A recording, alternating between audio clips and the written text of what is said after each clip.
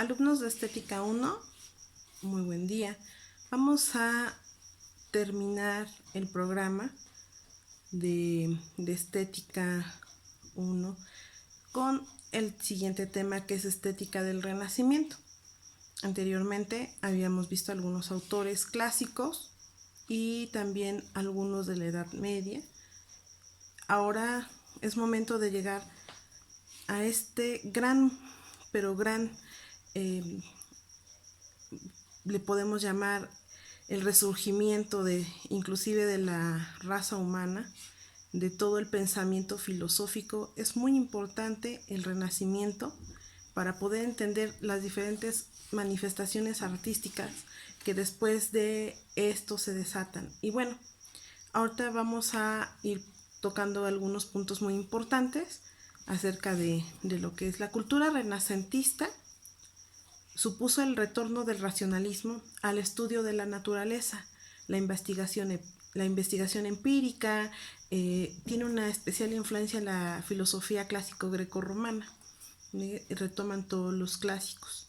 La teología pasa a un segundo término, y esto es muy importante porque a partir de esto se hace como objeto de estudio y como objeto de la filosofía el hombre. Se contempla ya como un rasgo como una ideología humanista. Entonces, bueno, al surgir todo esto, pues el latín queda como una lengua universal. El latín, que es la madre de todas nuestras lenguas latinoamericanas, empieza a distribuirse por todos los rincones de Europa. Y después, bueno, pues estamos hablando de una concepción que se realiza de manera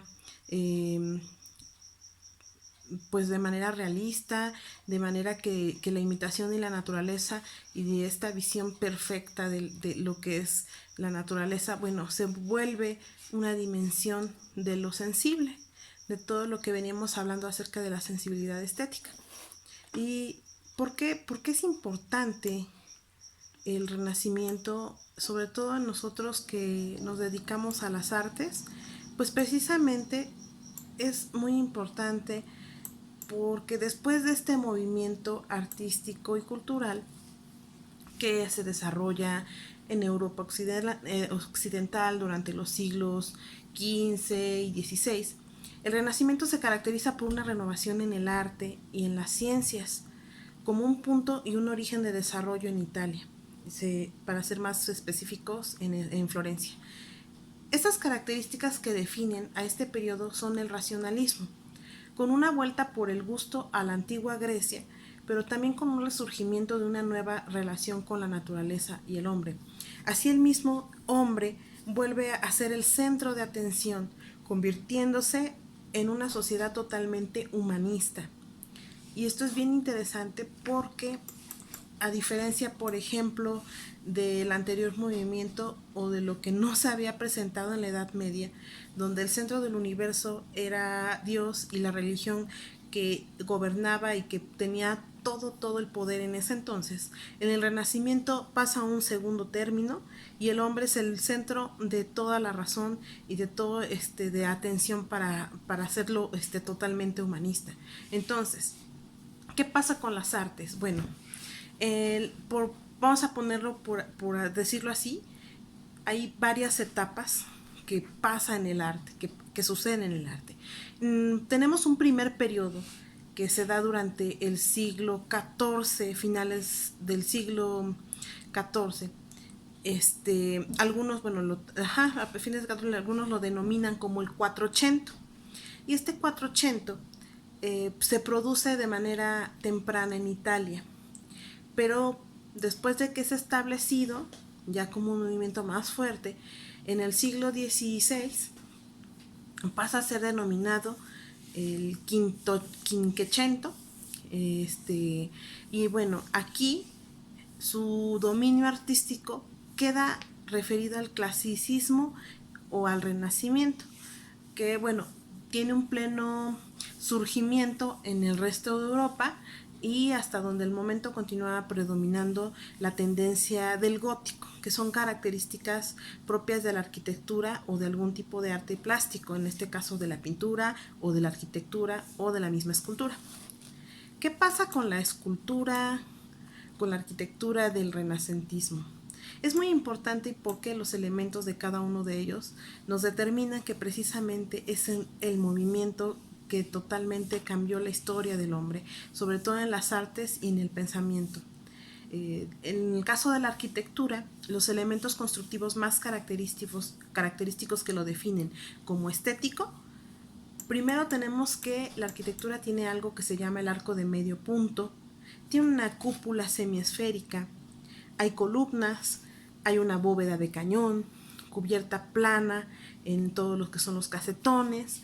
Tuvo un carácter marcadamente profano en comparación con la época anterior. Muy evidente este cambio.